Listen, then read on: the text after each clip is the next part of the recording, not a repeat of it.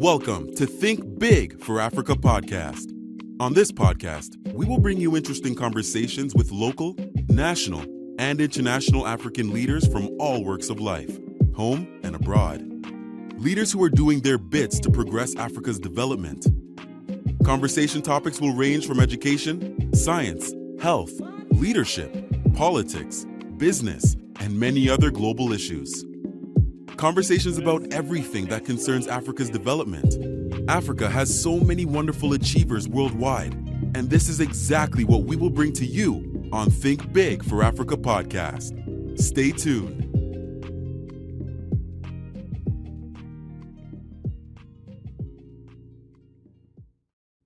Hello, this is Think Big for Africa podcast. This is Ekene Banye, your host.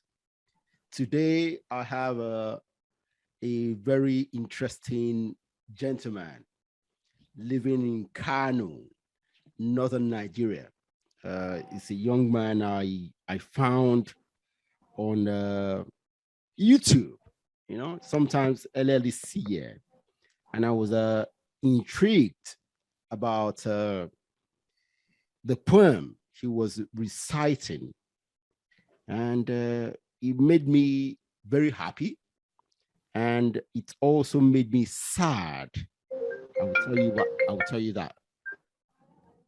Okay, it also made me sad. But I decided to reach out, and luckily I got to him about a month ago. And then we started talking about him coming on the podcast. His name is Ramadan Yusuf. Ramadan, how are you? I'm fine. Thank you. See, like I said,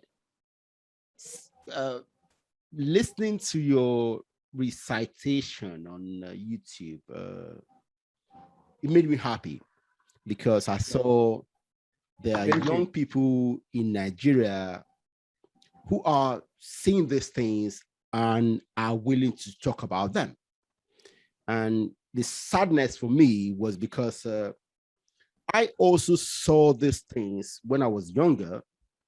I did some little things about it, but I never did things like you did, writing a poem and sharing it with the world. Anyway, let's go back a little bit because I like to introduce my guests in the proper way. So, Ramadan, please tell my audience about you and the kind of things you do. Thank you. As you have introduced me earlier, my name is Ramadan Yusuf. I am an ICT professional, as well as corporate brand strategist, a business developer, and also a youth advocate for peace, unity, good governance, and political hygiene. So these are where I focus as a youth advocate. This is Ramadan Yusuf. Very good, very good. See, like I was saying, I watched your TED Talk poem recitation on YouTube. The poem is called "When Shall We Be Free?" And listening to that poem, in fact, I think we should play it to let our audience to listen to it. It's about 7 minutes. Let's see. We can do that. We can do that. Across the horizon, the place where I came from. I read and I was told in the history of a place across the horizon was once a place where people lived by one another's happiness for no reason. Across the horizon, a place where hospitality and freedom of commerce attract people from different zones to make a place across the horizon their business comfort zone. Across the horizon, A place blessed with natural resources and so much fertility that makes it real for everyone to make it green and feed in every season. Across the horizon, a place with a progressive system led by patriotic leaders who invested much in education for young people to have free and easy access to formal education, making them productive to participate in governance and making of decisions that will shape the future of the upcoming generations. But we have lost the way. We have lost our norms and values. We are now victims of a broken system where leaders were divorced from reality and get marred by all forms of atrocities that gradually transition the vanity of our morality into vanity of immorality. A broken system that gives birth to unhealthy society with no sanity but full of poverty that intensify the rate of calamity. We are now living in a society with the uncertainty of the security of our lives and properties because people with the authority care less of their responsibility to provide security and protection of the citizens. Across the horizon, now in the comfort zone of terrorism, where the rich are given weapons to the poor to kill the poor, the rich should also know that one day the poor will have no joy in killing the poor, and that will be the time for the poor to start killing the rich with those weapons given by the rich. With all this happening around me as a young person, make me feel like a body at inception that have the zeal and passion with a very strong heart full of compassion. But whenever I look at those faces and the sins happening in the political cycle, my thoughts dissolve into confusion. Decades after decades, young shall grow is what they said, but yet they deny me my democratic right for participation. They are afraid of me because they knew I'm the source of revolution. That is why they deprived me my right to education, for me to remain in the dark without a point of light on their deception. Youths obey the clarion call, as they said, and we struggle hard under the sun or in the rain to make them who they are. But in return, they treat us less the humans we are. They use the power of hate speech to chase away the spirit of togetherness among us, for us to remain divided and for them to remain in power. That is why, if you ask me, why do we hate? I will tell you that we hate because they taught us to hate. We hate because they taught us not to tolerate. We hate because they taught us to discriminate, while they knew hatred is what discrimination generates. That they knew hatred is the basis of public sentiment from which they drive their political interest. Some preachers are paid to preach hatred as word of God, which they mutilate. Please don't be deceived, but be convinced that hatred has no religion. Hatred has no culture. Hatred has no tradition. Hatred has no value. Hatred is a disease that we need to eradicate. But the media platforms are disseminating hatred for the masses to imitate, and that makes hatred a disease from which very few are immune. If you ask me again, why do we hate? I will tell you that we hate because they make us believe that there is more than one race in the face of the world. There's only one race in the world, the human race. Are you a human? If you are and you believe you are a human, you don't need to hate because we all belong to the same race. We hate because they made us believe that the language we speak and the pigmentation of our skin made us inferior or superior to others. The pigmentation of our skin or the language we speak has no ties with intelligence, wealth, poverty, or what of being humans. Of course, there's no gene for hatred. There's no gene for racism. There's no gene for bigotry. We all learn to do such. And whatever we learn, we can all learn. With all I've said, you may ask, then when shall we be free? I will tell you that we shall be free when we, the youth, realize that we have the power to revolutionize the system of governance and refuse giving ourselves to those corrupt politicians who enslaved our hopes, making us believe that we can achieve greatness by being their warlords on social media platforms. We shall be free. We shall be free when we refuse giving ourselves to those corrupt politicians who enslaved our thoughts, dictate who to vote and who not to vote, who to like and who to dislike, what to think and how to think. We shall be free when we realize that the so-called and presumed Fulani headsmen are killing people with no regards to their political and religious affiliation. Then we shall keep aside our differences and amplify our voices to break the silence and call the government to action against violence. We shall be free.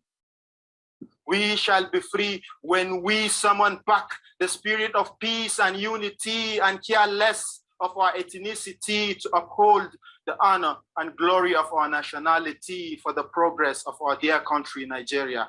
Thank you. Ramadan. Sir. The poem I just listened to for maybe the 10th time since I first saw it. Yeah. It's very, very powerful. Thank I you. don't know. I see. One of the reasons why I wanted to speak to you is that I wanted to understand if you, who penned and recited this poem, actually fully understood the impact of what you are saying, the impact to a thinking person. You see,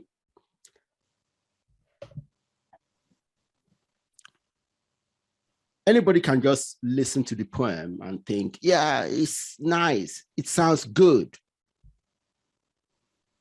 But if you look at it, you addressed several very important issues in that poem. And I believe, and I would like to encourage you to do this. Listen to your poem or read the transcript of your poem and make it into a book where you address further all those things you highlighted. Yeah. You see, it's a nice recommendation. I will look forward to that. So think about it. Think about it. So what I want to do on this podcast is this. We talk about some of the things you highlighted, and I would like to hear your thoughts about those things. All right? Is that okay? Yeah. Very good. Okay. Very good. Very good. See, you talked about once upon a time, we all lived with our neighbors, being happy for their success and to cry with them when something befalls them. See, in my young days, this was very, very true. And I believe, I hope, not wrongly, it's still true today. Okay, for most of ordinary Nigerians and Africans. Okay, so what is your observation to pen that line, okay, about we being happy to see our neighbors do well. What's your observation? Why do you think that's line in your poem at the beginning? Although I didn't phrase my whatever exactly how you said it in the poem, but you know what I'm talking about. Yeah. Yes. Yes. Okay. So what's your observation that led to that?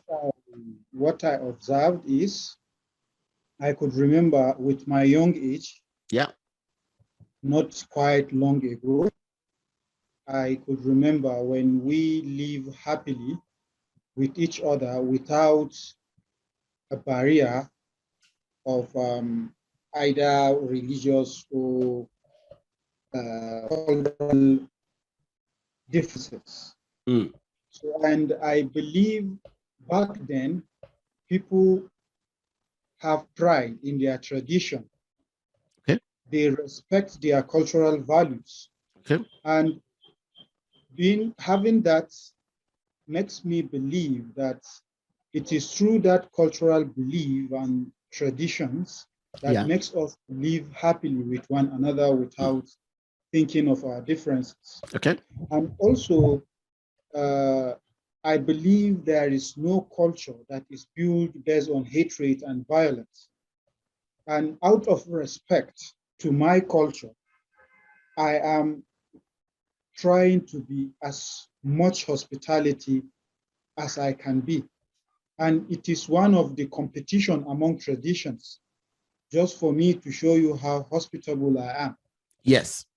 That is why you can go to a village back then, they don't know you, they don't care to know you, but they will accommodate you, feed you, and give you shelter.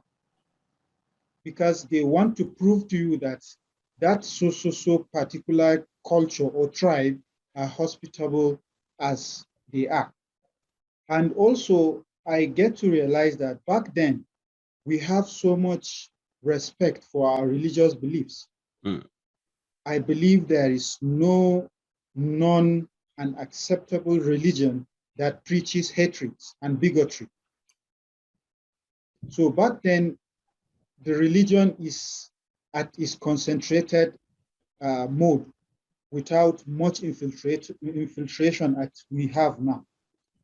Most of the religions we have already been infiltrated, even if the religion itself is not infiltrated, but the practitioners of that religion have been infiltrated with different kind of beliefs and thoughts, and claim it is that particular religion. So back then, we respect that teachings of our religion. Also, I observed back then, there is no politics. It is military regime. And during that military regime, there is no point of playing divide and rule as the politicians are doing now.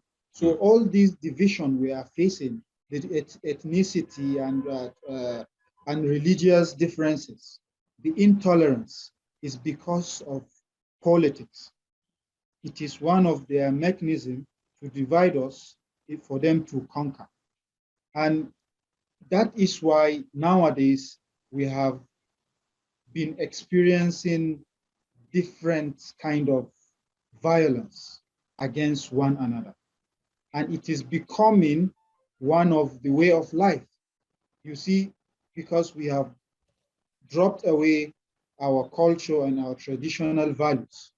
So I believe this is one of the things I look at and see, okay, fine. Back then, this is possible because of this and that. And nowadays, it is not because of modernization and civilization. And I hope I'm making sense. Yeah, you make sense. Even though I disagree somewhat with your overall perception, okay, but I understand where you are coming from. Now, and this is why I encourage you to look at your poem and try to make it into a full book, okay? Because in the process of writing a book, you need to do some research, okay, on those topics. And when you are doing the research, you encounter more information, right? Yeah. You encounter more information. Now, when it comes to our culture, see, our culture is primarily African, okay? Yeah. And our hospitality is primarily African. Africans are hospitable. Yeah. Okay, everywhere we go. See, when I was born in Delta State, okay, I came to the west of Nigeria 78, I think. Yeah. My family went to Ilaro in Ogun State. Okay, my father was working for the Federal Girls College, Ilaro. It's now called Shagamu. It has been moved to Shagamu years ago. Okay, but then it was in Ilaro. See, we lived in government quarters. We live in house 2, I think, right? House 1, the family there were from Benue. Okay, we house 2 from Delta, then Bender State. House 3, I think either Oshun or Oyo. But the point is this: we lived together. We were myself, my sisters were friends with the children from the other families. We played together every day. And this, I would say that this also, we had a family of Fulanis, okay, who had their cows around us. We call him Baba Malu and his children. We all lived together in harmony. Okay. And then we now moved to Lagos, and everywhere I've lived, we lived with people from all over the country. Even though we had differences in the culture where we come from, but as a community of Nigerians, we're okay, right? Today, I'm not Muslim. I'm neither Christian anyway nowadays, but a lot of my friends are Muslims. I have celebrated every religious festivals with them. Okay, most of my friends today, I talk to are Muslims. I'm not Muslims. I was never raised as a Muslim. Okay, so these things, yes, I see where you're coming from, but I would say this. I would say my difference is that, yes, maybe at the time we were born in the 20th century, the issue of religion has died out a lot. But if you look at history, my God, history is full of religious wars, both Christians and Muslims fighting each other and within themselves. Okay, when it comes to Christianity, when it comes to the history of Europe, most of the issues was France fighting England, France fighting Spain, England fighting Spain, England England fighting Scotland, all because of religion. Okay, so I think it's also the same when it comes to the Middle East and the fight of Constantinople. So check out. I want you to investigate all this and then mold it into your book, and it to be interesting to see. All right. Yeah. That is why I made mention. Yes. That there is infiltration. Yes. In some of the religion. Okay. Either the religion or the followers of that religion. But the core teachings of the religion, they are all teaching. I agree with you. I agree with you there. Yeah. And I get your point. I get your point also. Yeah. Yeah, but that could be mixed up with humanly interest. Yes. See, I agree with you on one thing. Most of the fights, like even are all political. They're all political. Then they're now morphed into religion, but it's actually political. Yeah. Yeah. Good. That's the point I'm trying to make. Very good. Very good. Yes. Ramadan, as we were saying before, we had technical difficulties. So I was saying that in your presentation, you talked about natural resources. Yeah. Okay. Minerals and agricultural produce. Okay. Yeah. We used to have abundant, but now we have loads of issues. We are digging up our communities looking for minerals, making agriculture difficult for farmers, destroying our environment. And now we import a lot of our food, The bottom line is that we are way below the expected productive capacity in these areas. So what's your thought? Well, as you said, looking for mineral resources, we have it in abundance. Yes, we do.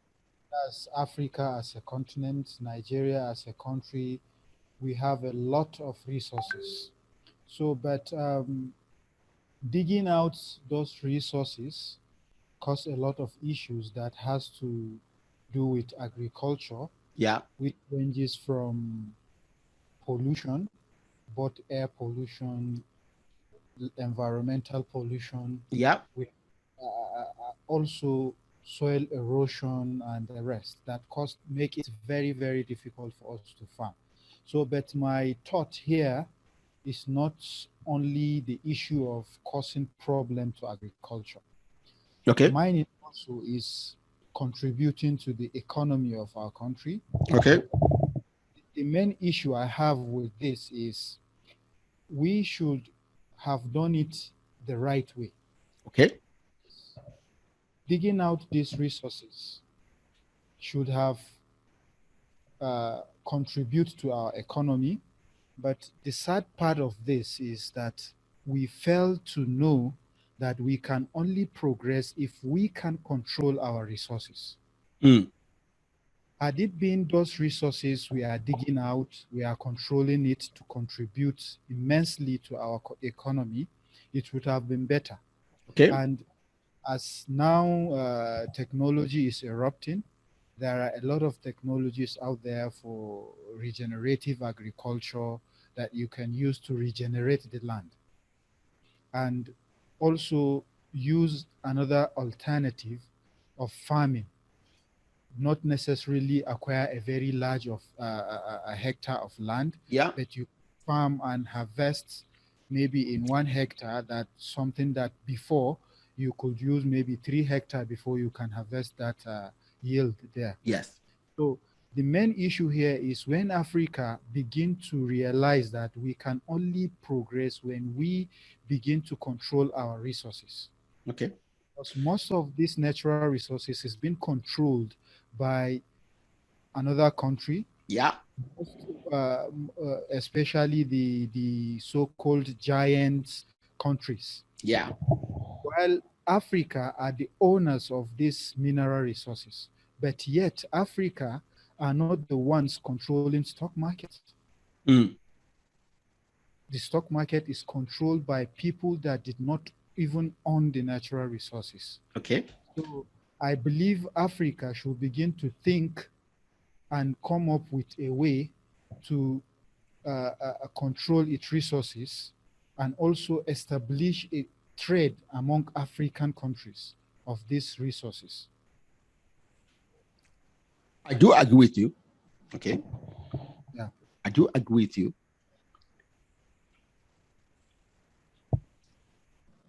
The point is this.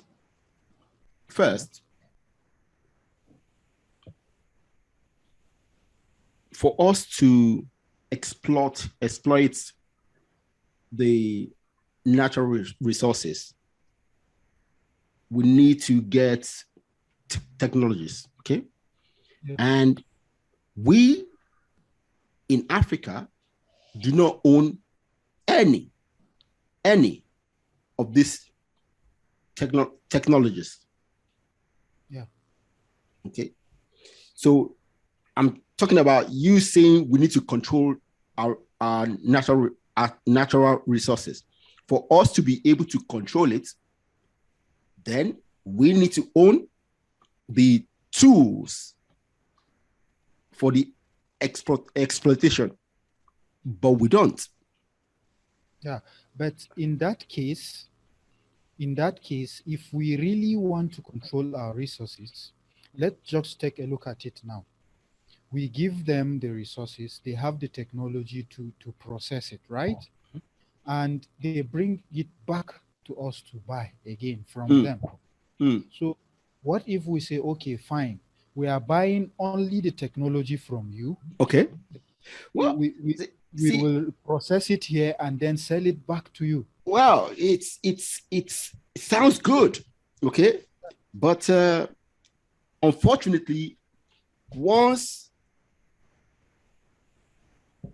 a third party knows, hey, you can't do this by yourself because you don't have the tools, then they will tell you everything. They'll give you conditions. Okay, my point, the point I was trying to raise was that for us to own the technologies to build anything we want, one thing, education. Yeah. Education. See, this is it. Until we understand that Africa is not going anywhere, until we educate our people. See, we can own all the natural resources of the world like we do, but if your people are not educated to understand what it is, not educated to manufacture or invent the technologies that we need to exploit those things, we will always need people who know better, and they will continue to exploit us. That's it. Yeah. So, we can own all the natural resources, but if you don't have the tools to process it, to exploit it, to process it, you don't own anything. See, knowledge. I live in the UK. What does the UK have that at a time, a century ago, a little bit more, a century ago, it was running a third of the planet. A small island. Yeah. It was running a third of the planet. Because they are educated. They have knowledge. They have prior knowledge. Yeah. They have knowledge that other people didn't have. Today, China is big. Why? It has knowledge.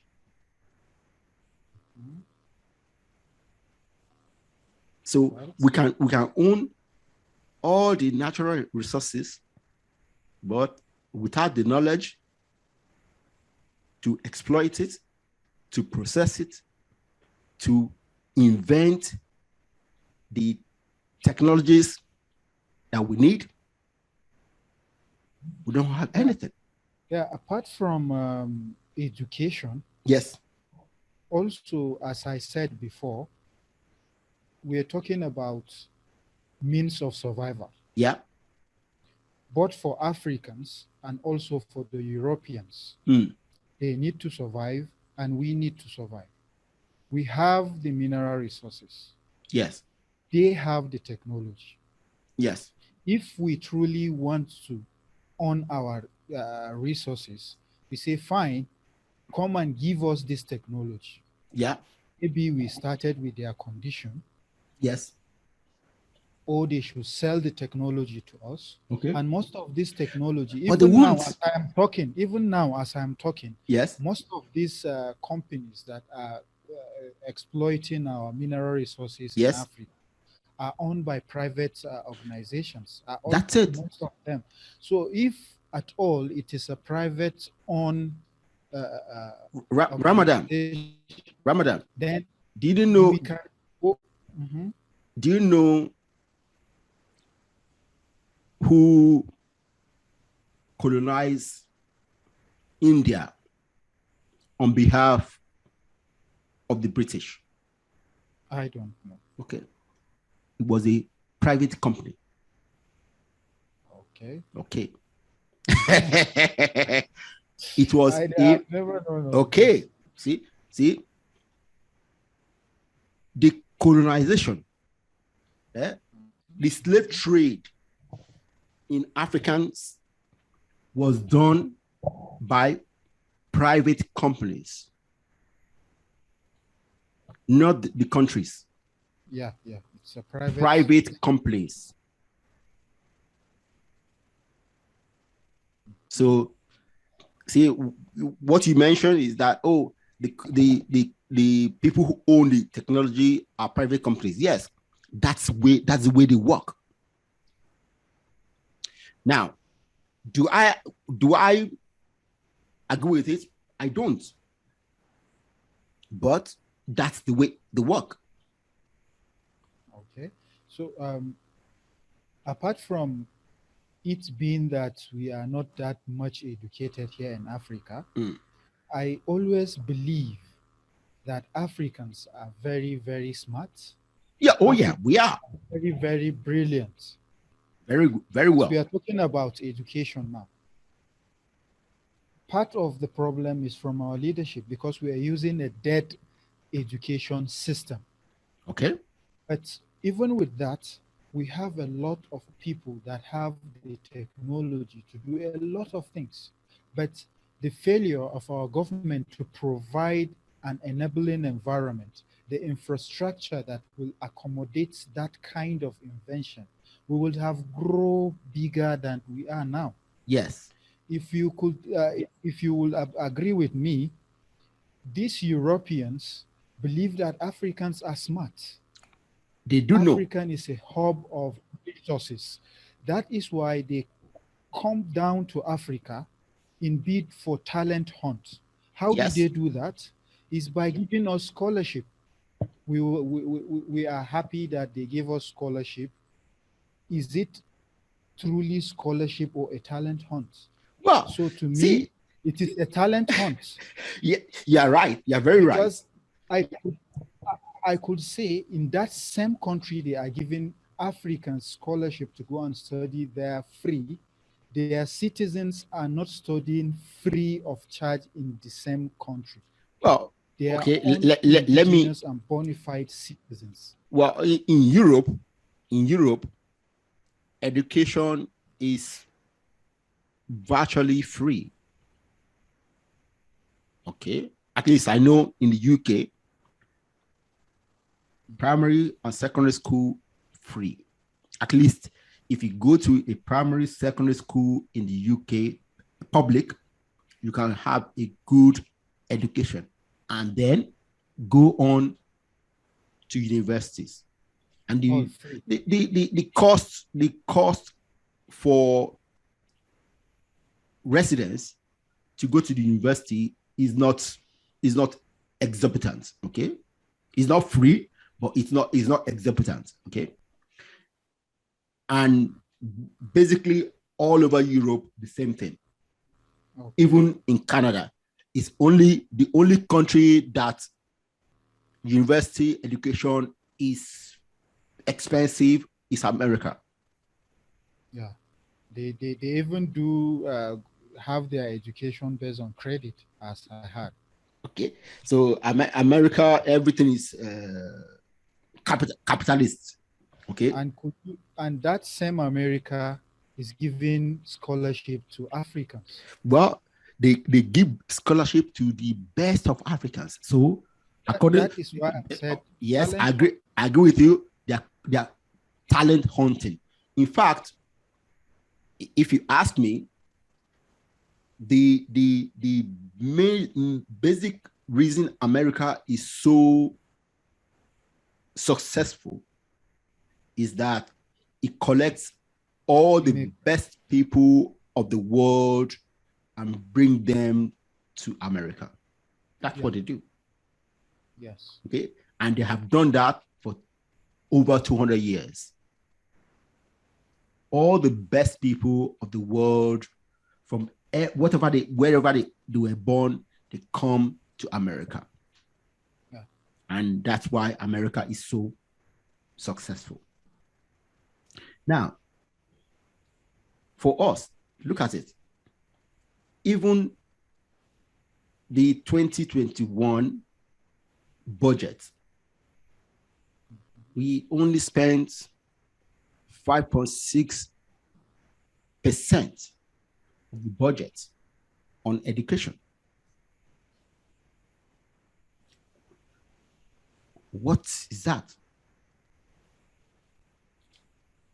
In real terms, the amount we are spending on education in Nigeria is less than what Ghana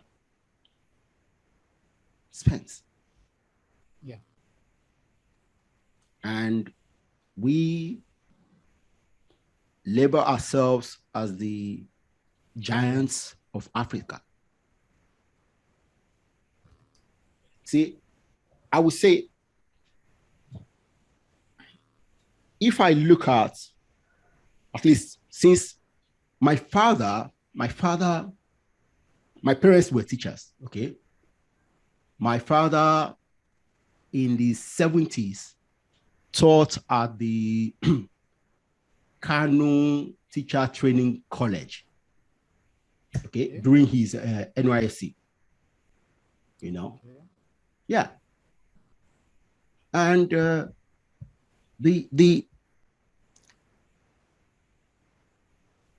way the country has ignored the education of young Nigerians is appalling. Yeah. I was lucky. I went to a public primary, secondary, and university. Today, very few schools in the public arena can provide the same level of education I had. Very few. Why?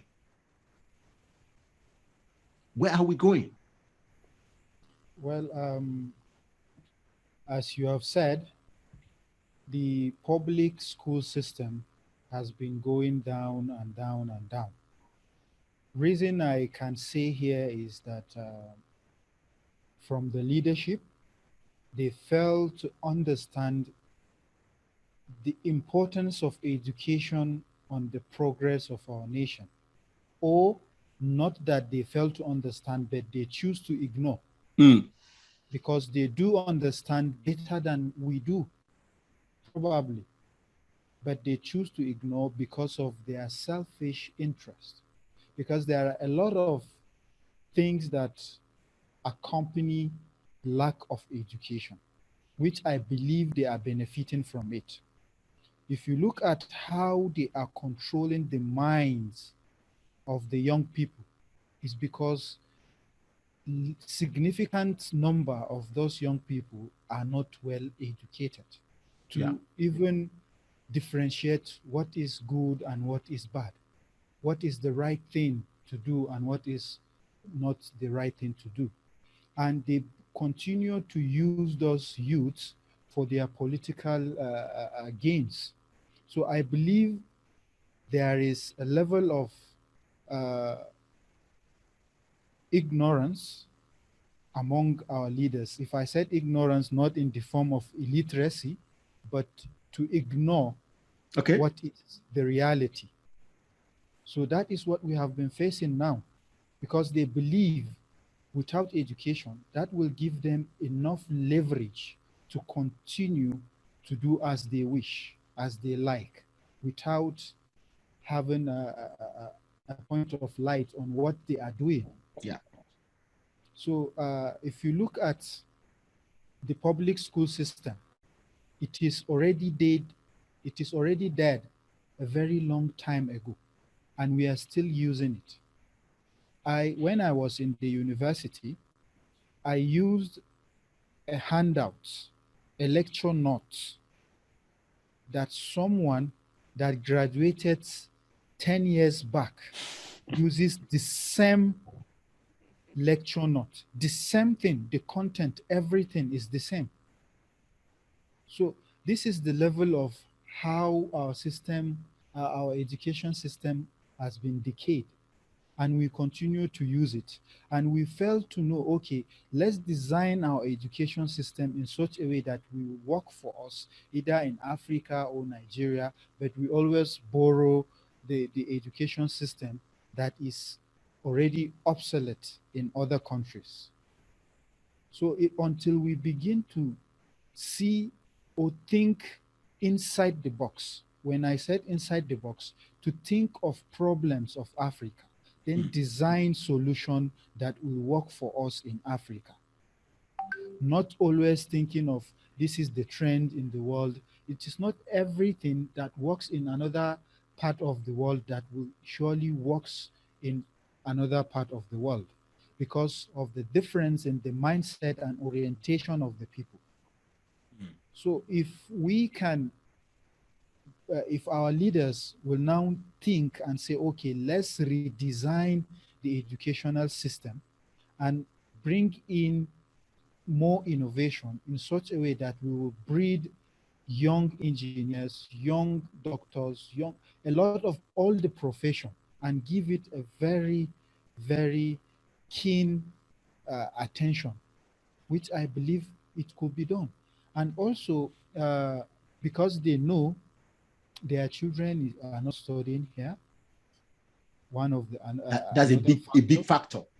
Yeah, and they just want to keep on controlling the whole system, the government system. So if the common people are not well educated, while these same people are controlling us, the same children of these people will come back with a better and prior education and continue to control our resources, which I believe there are a lot of factors or forces that keep on failing our education system in Africa or in Nigeria. See, like you said, it seems the way our education is designed to be that way to keep ordinary people or ordinary Nigerians where they are. Yeah. Now, if that is the case, we need to find a solution. Yeah. What is the solution? Well, if I can say, the solution is when people begin to think, and let me just go back a little. Okay.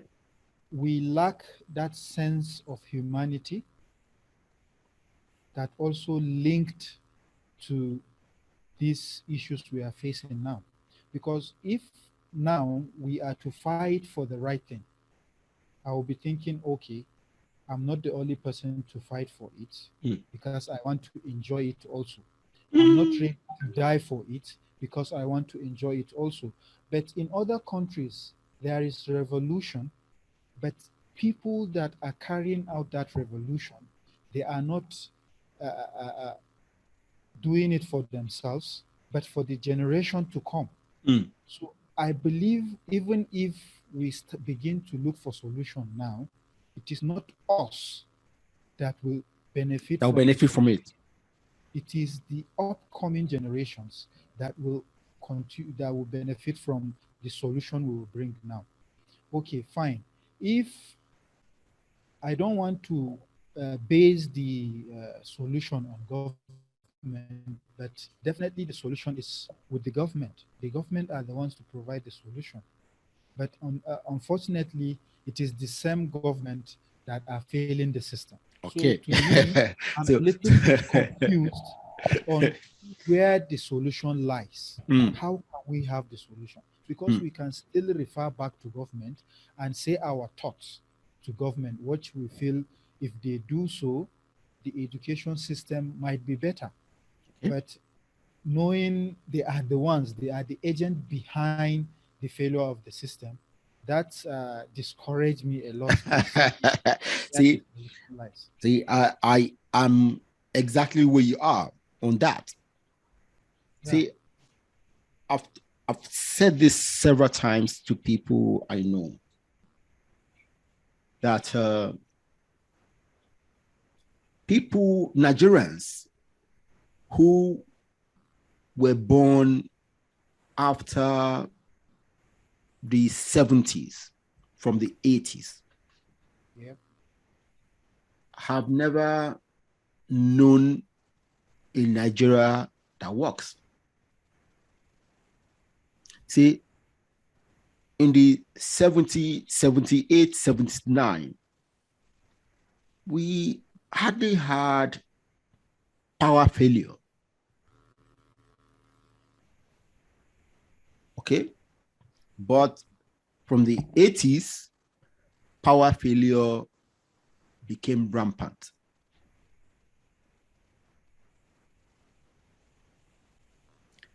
Now, if we bring ourselves together, say, okay, let's go into politics. Let's vote for one of us for a certain position to get into politics. My point is this. That person, where did he, what school of success did he learn what he's going to that office to implement? That is why, as we have said before, youths need to be educated, because the economy of any country or every country depends on the level of education of its people. Yes. Not only the economy, but also the leadership depends on how educated their generations are, the population of the country are. So now we're talking about the existing government have been failing us. Mm-hmm. Need a new or a fresh ideas from the young people. These young people, as you ask, what kind of school of thought have they been that they are capable of going into leadership? I could say that is where the problem lies. Okay. Because the right for participation for youth has been totally ignored. Youths in every country or in many or several countries made up of half of the population of that country. And most of those youths, the same population of the young people, have been marginalized in the mainstream politics. Okay. So I feel involving the youths positively in government offices and also decision making. That is the crucial part of it. Decision making, not only the office, but also the decision making, the core decision making. Let there be youths. That is where they will learn. And when they are handed over the reins of power, they can be able to do something because they have been part of the decision making. They know how to shape ideas, to refine ideas and make it a better one. Okay. So that's the sad part of it now.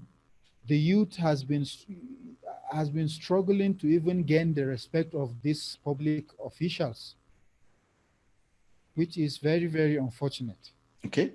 So I feel only when the youth are involved fully in politics, in decision making, and that will help us to groom new leaders. Okay. Now, see, let me just say this. All I and Ramadan are doing is just bouncing ideas. Okay. Because like anybody who is listening to us, we know we're stuck somewhere. Okay. Yeah. We're stuck because, like you say, the leaders who do not want to educate the public are still the same leaders we need to go to and act and beg them to do something. Okay. Yes. So it will be not in their interest to actually educate the public. Yes. Okay. And like you said, many of them send their children abroad. Yes. So whatever is going on in public schools do not really concern them because their children are not there. Their grandchildren are not there. And then they will come back and still they would like to come back and rule over the young people who go to those dead schools in Nigeria. Yeah. Now, so all we're doing is bouncing ideas because, see, I want people to start thinking about all these things. Okay. But the truth of the matter is this. There is solution somewhere. There must be. There is solution somewhere, but the only way we'll find the solution is when young Nigerians like you and me, I'm getting old, but if you guys allow me to sit at the back and listen to you guys, okay, I may be able to add one or two things, okay? But the point is this. You guys from all over the country need to come out and work together. Okay. Now, Yep. to work together, that means you need to leave all your personal tribal rubbish that Yes. everybody has been carrying. Okay. That has made it very hard for you guys to work together. Yes. Yes. Now, when I say tribal, I mean ethnic, religious, political, anything that divides you, for you guys to work together to save yourselves and to save Nigeria, you guys need to work together. So, if my thought here is, as my presentation, the presentation I made, Yeah. which was titled "When Shall We Be Free?" Yeah. I made mention only when we keep aside our Yes. differences and come together and also recall the spirit of togetherness and also work together. Yes. So but that could be a little bit difficult, or I would just say it will be difficult because going back to where we are stuck, that is the education, Yeah. that will make it very, very difficult for us Yes. to do that. Yes. Because now the ones that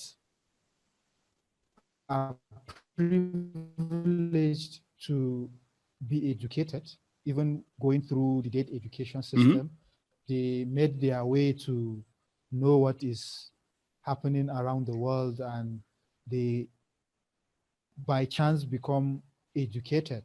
Yeah. So even if those group or class of young people organize themselves trying to come up with a solution, that same leaders that they don't want the young people to come into power, they will still use the remaining part of the young people who are illiterate, yes, to fight them. fight them back. Yes. So that is why I see it as it's going to be very, very difficult. Okay, it's going to be Unless- difficult. It is going to be unless- difficult, but yeah. it's not impossible. It is not impossible. Good. That's going to be difficult. let's start from there. Okay. Now I would just say this. See, Ramadan, I will challenge you. I don't know how many people you know in Lagos. Not people in Lagos that are from the north. No. People who were born, raised in Lagos. Okay? So this is the challenge. Okay. You make it a challenge for you to meet and connect with 100 people from the west of Nigeria, from the east of Nigeria, from the south of Nigeria. Make it a challenge for you to meet those people. Okay. And connect with them. That's a challenge. Okay. See, if young people in Nigeria, like you, who have something up there, think about this, and they know they need to break that stronghold of tribalism. Okay? Then you need to go out and purposely connect with people maybe who don't really agree with you. You go out to find that guy who doesn't agree with you, to do what? Sit down, talk to them, listen to them, and then you exchange ideas. You talk about those difficult things, which you have a perspective, and he or she has a perspective on where they come from, and for you to start building bridges See, Okay. like you said at the beginning, once upon a time, we all used to live together. We never really had personal difficulties. We don't. Okay. Actually. Most of the difficulties we have in Nigeria are the ones that our so-called leaders put in front of us. Yeah. So for you to break that, you personally need to go out and find these people, connect with them, make them friends. And then you also teach your friends around you to do the same. You see? So yeah. Yeah. Look at I would say challenge accepted. Good, very good. Challenge accepted. So what I wanted to say here is we are living in a very difficult situation right now. Yeah. Which the difficulties, I believe, as it is increasing, that will push the button to left us with no option than to find a solution. Yes. In whatever way. So before that time, this as far as we run on democracy, we're going on politics. Yeah. Politics, as we all know, is built based on public sentiment. Yeah. And for you to be elected to office, you need to gain a public sympathy. Yeah. So that is where the problems comes in, that public sympathy. And for me from the North, I wanted to gain the public sympathy of people here in the North. I will find a way of making them believe that I am standing for them, fighting for them, and also to make them believe I'm fighting for them against the Westerners. We are not in the same country. You find out a politician in the South trying to make his people believe that he's fighting for them against the Northerners. So what I want us to have, as you said, if I may connect to these people you have said, is to say, okay, design our goals. How can we orient our fellow youths to know, to be able to identify the manipulation tools these politicians are using against us? Okay. So fine. How can we do that? Just look at what is happening in the political arena. Okay. If we have a lot of dramas in the National Assembly, both the chamber, both House of Reps and Senate, but you will see them fighting. I've never seen them fighting based on religion, fighting based on ethnicity, but fighting based on their interests, differences of their interests. Okay. You could see a Southerner, a Yoruba or Igbo guy, fighting in the interest of Hausa guy there in the Senate. Yeah. They forget about their differences. Okay. But they are fighting for that interest because they belong to the same group. The same caucus. Yeah, the same group pursuing a common interest. So that is when you see them fighting. So we should be able to identify and believe. Now, that you're a young Nigerian.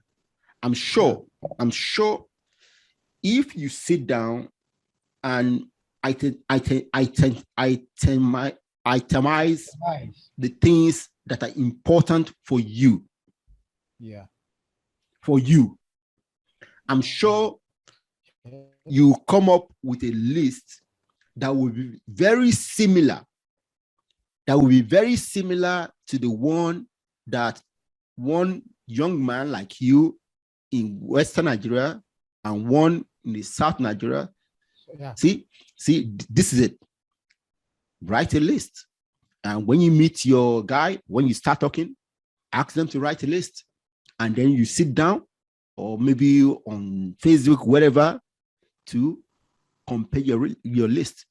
Then you find out that you have things in common. Yes. And then you start with those things. Yeah. Okay. See, things in common will bond you. And then it will make it easier for you guys to be able to discuss the things that are different. Yes. Okay.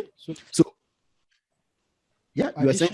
one thing I wanted to add here also is, I don't know how they make it, but it is very, very uncalled for, how they make or control our thoughts and make us believe that they made us believe and have that sense of entitlement, that if the president comes from my tribe, I don't know what benefit is going to give me as a common man, as a common person. Because if the president comes from the north, me as a common person might not necessarily add any impact or make any difference Your from life.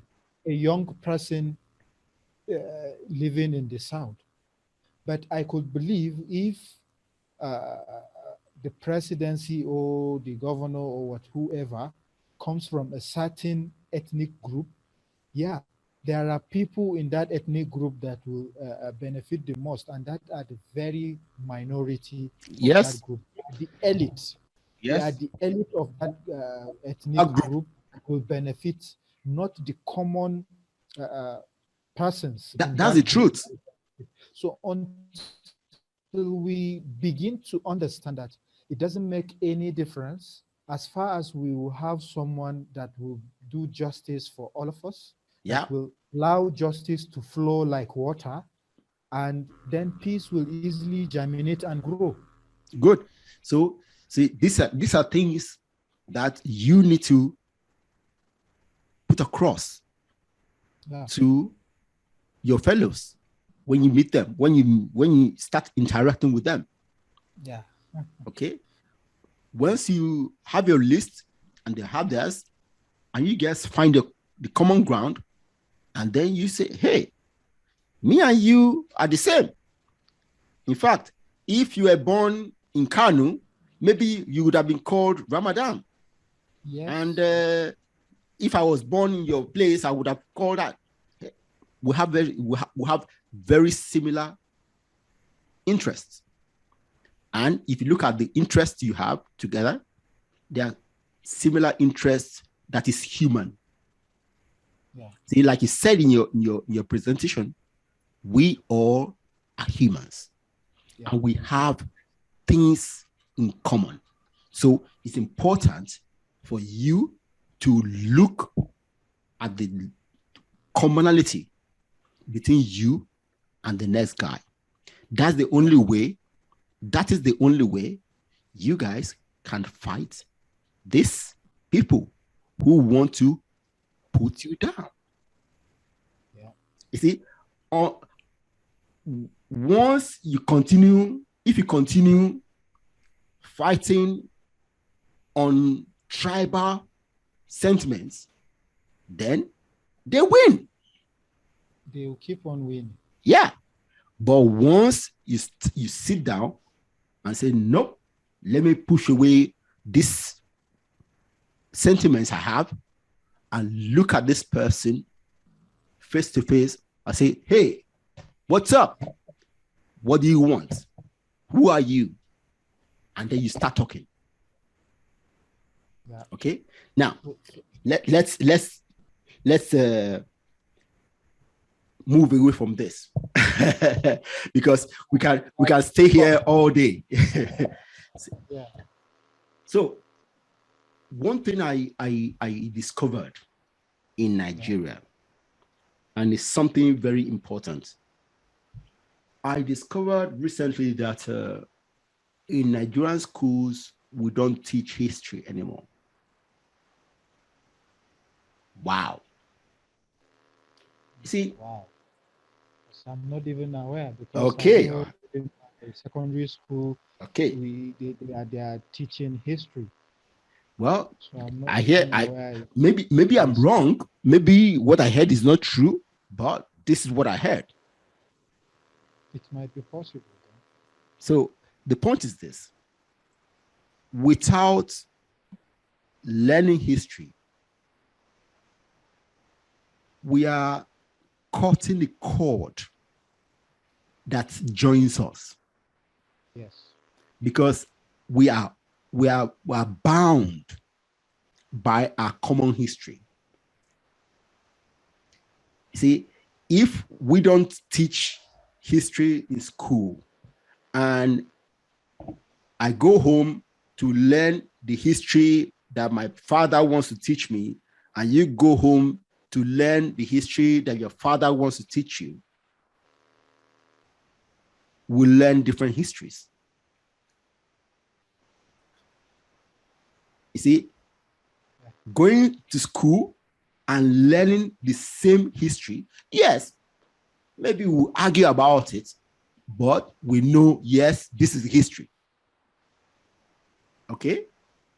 But if you go away to learn the history of that from the perspective, only from the perspective of my ethnic group, and you go to learn from the perspective of your ethnic group, then we are simply dividing a country to pieces. Yes. So, see, this is it. We need a history, the same history. We can't afford to learn a different history. What's your take? Well, as you said, history is very, very important, because based on what you know in the past will help you to know how to live in the present, and also even prepare for the future. So I believe with history, if at all the untold story will be told, then history will make the impact we are expecting from it. Because I'm not saying I don't believe in history, but all I know is that I don't 100% believe in what I had as a history. My reason is that most of the time, the history, if it is a book you are writing, it is written by someone. Yeah. That someone is a human being. The person might have an element of biasness, and the person might put it there. Also, history, the reason why I don't believe 100% in history is, if, for example, now it is me and you that we are having this conversation here. So had it been I'm going out to tell someone about what we have been discussing or what happens during the discussion, Yeah. I might not necessarily tell that person 100% of what exactly happened here between us. Okay. I might either reduce something or increase. Yeah. So definitely history, as we are reading from books and the rest, there must be some addition and also some deduction. Yeah. And that is why there are a lot of arguments with history. Yeah. So if at all we're going to teach this history, okay, let us come together. Maybe the people that are going to write that, I guess we have history bureau or something that take care of history uh, activities. So if we are to do that and to use history as part of our academic curriculum, then we should have a committee. If we are writing a history, let's say about Nigeria, amalgamation of Nigeria, we should have people to come together from, let's have representative from all the actors involved in that history, Yeah. in order to eliminate any form of biasness, Okay. just for us to know how the journey started, and how our forefathers have been going through a lot of difficulties to bring the Nigeria we are here today.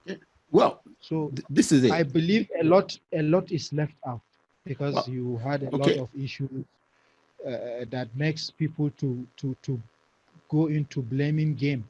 The problem of Well, Nigeria is the Hausas. truth is it. Yeah. When it comes to any area, any academic area, they are experts. Okay, they are historians, people who do research on history. Okay, and they write books. That's why it's important that we write books.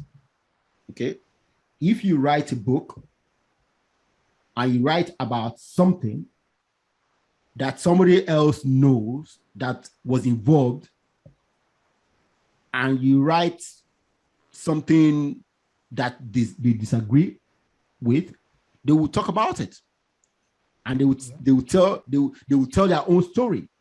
Okay.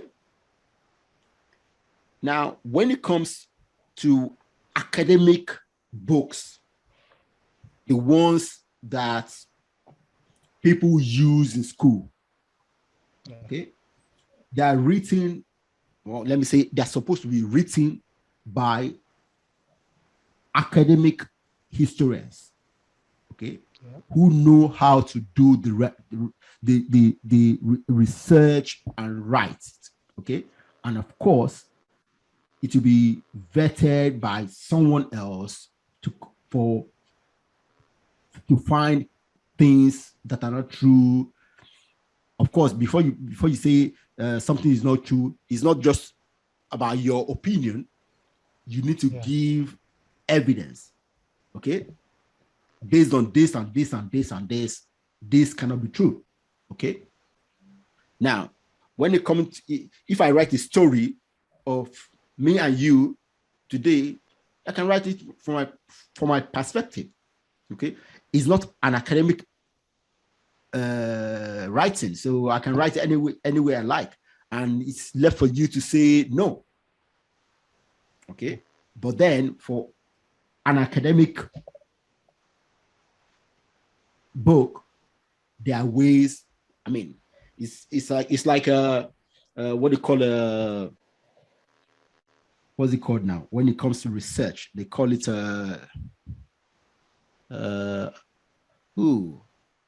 I've forgotten. Well, there's a process. Okay, when your peers come and look at it and say, no, this cannot be true because of this. You know. That is the point I'm trying to make. Yeah. But my point is that any standard history book must have gone through the process. Yeah. Okay. Yeah.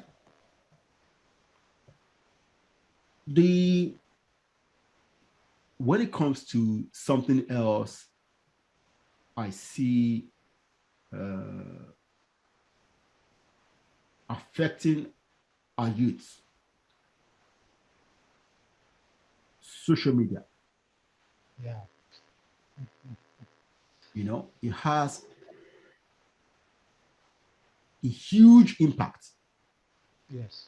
In shaping the thoughts, beliefs, and actions of a large number of people across the globe, including our own people. Yes. So, how do we ensure that we don't end up in a ditch in the dark ages? Yeah. You know? So, as you said, social media,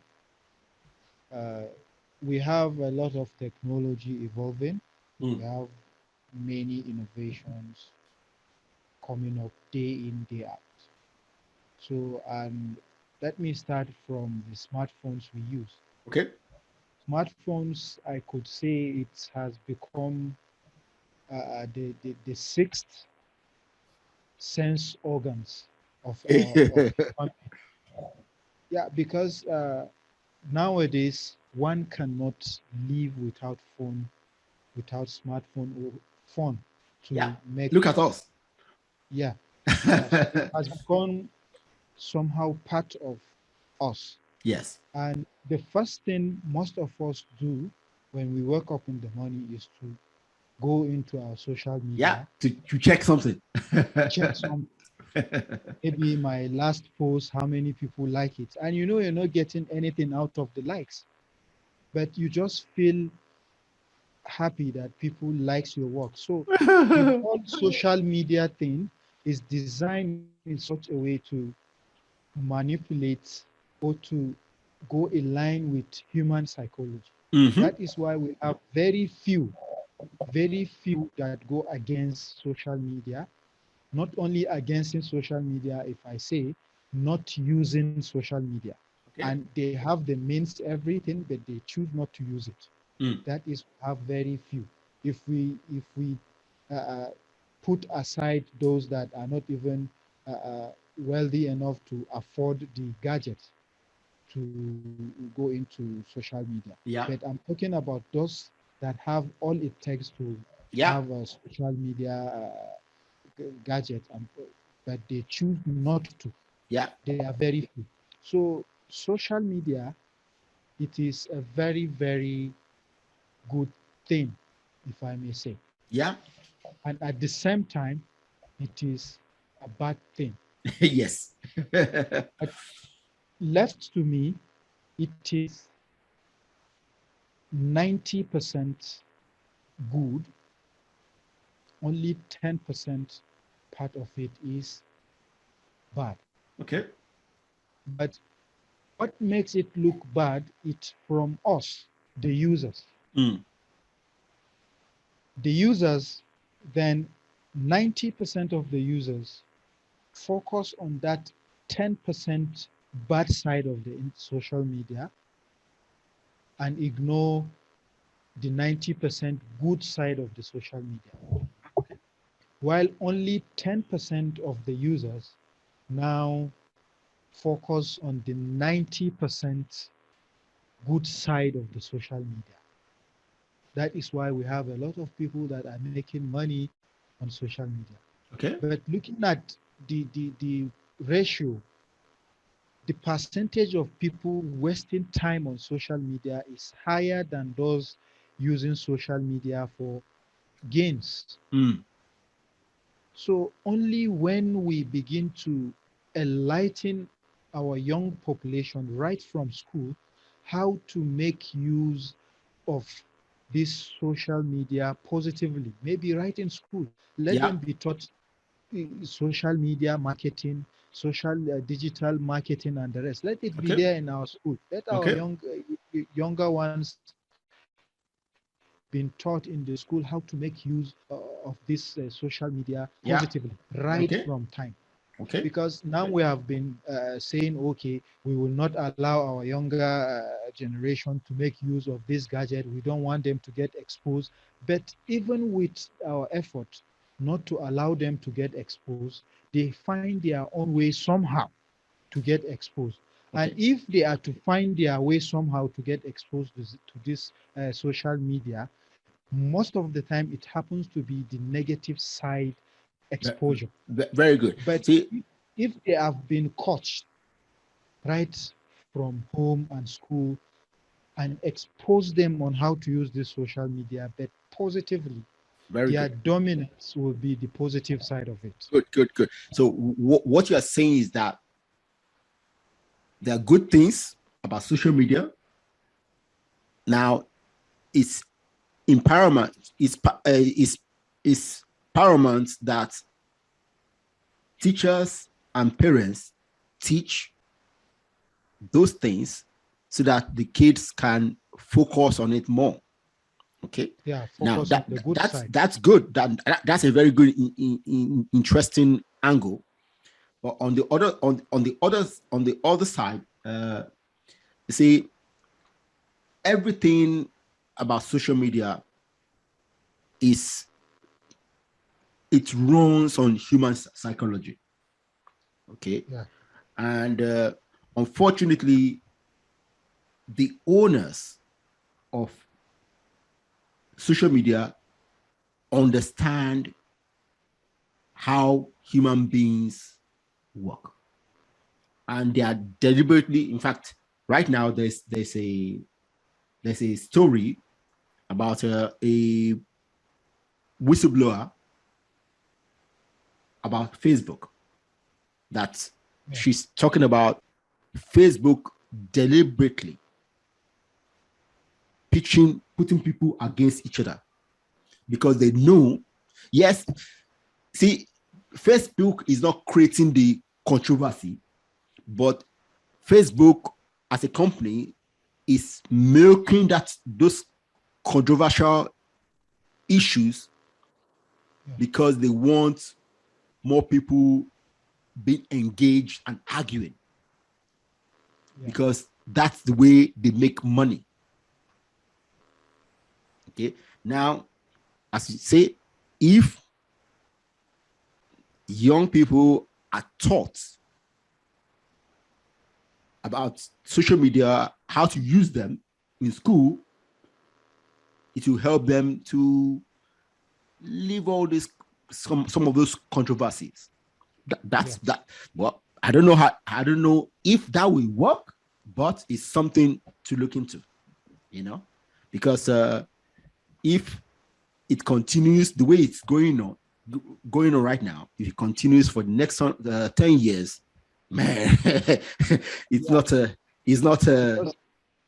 now people are even struggling for followership, recognition Mm. on social media, and it takes a lot of young people to do crazy things just for them to be recognized, because as you said, people tend to focus more on Crazy those things. kinds of crazy things. If you're doing, if we take a look at your handle now, Think Big for Africa, I really love that team, Think Big for Africa. Yeah. I know the followership from the time you started to date should have been tripled. Yeah. Had it been you are sharing crazy things. That's true. But now that you are sharing something Things that we impactful, use it for people. Yes. useful, people do not focus on that. Yes, That's that's why true. I said 90% of people focus on the bad side of the Mm. social media, while 10% of people focus on the 90% of the good side of the social media. Yeah. Because I believe social media has brought a lot of changes, a lot of innovation, a lot of ease of doing things. Yeah. Yeah. So, but you can see our people, especially the ladies, sharing nudity just to gain a recognition and followership. So a lot of controversy everywhere. Yeah. And they are fueling all this form of crime Yeah. that we are facing right now. Mm. Mm. Mm. So things need to be done actually. Yeah. Yeah. And proper education, I feel, is the solution. It's something we need to think about and implement to see how it works. Yeah, that's true. Yeah. So, Ramadan, see, I would like, I've given you a challenge. Okay, I would like to invite you back to maybe in 6 months to discuss how you went with that challenge, because I think and maybe with the group members, maybe exactly, we can have exactly, the representative exactly, of each of the group members. exactly. So let's have collective thoughts. Let's have the one Nigeria in one place. Very good, very good. Yeah. So tell me, in your mind's eye, what do you see in 10, 20, 30 years time from now? Okay. How do you see Nigeria in 20, 30 years from now?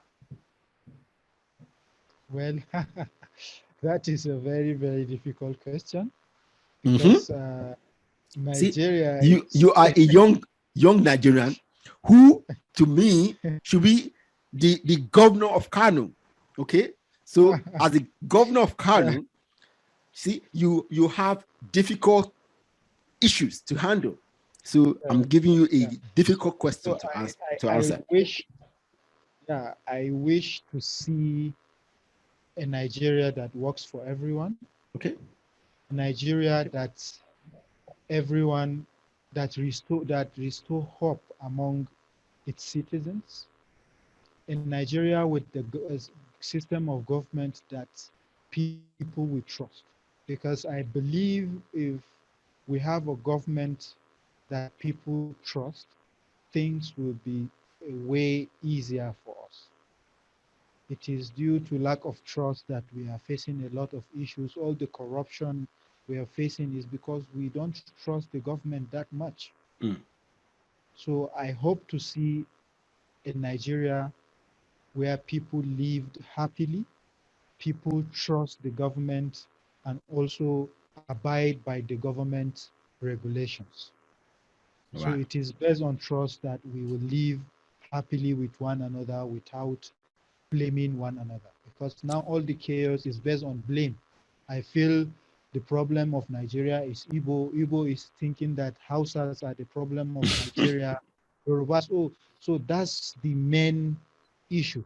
Yeah. So we should have a government that do social justice for all of us, which will bring trust on the government for justice, and that will bring a lot of Well, ease on.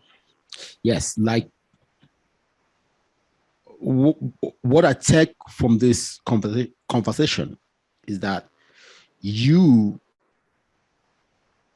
see many of the issues we have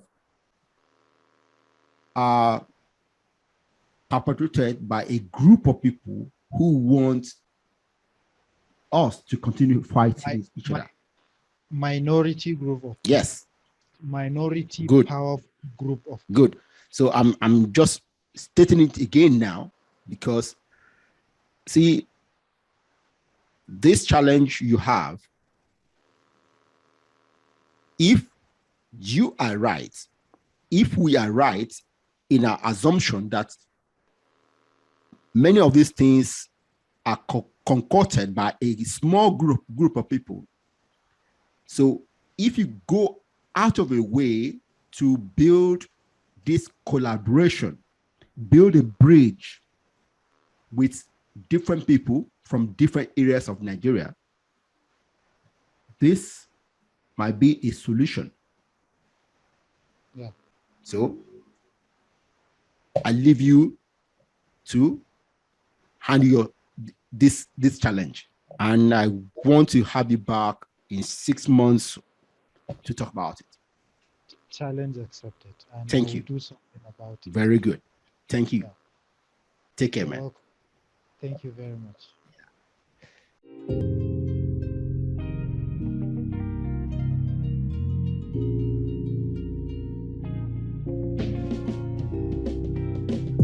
Listen or watch more episodes of Think Big for Africa podcast with new guests every week.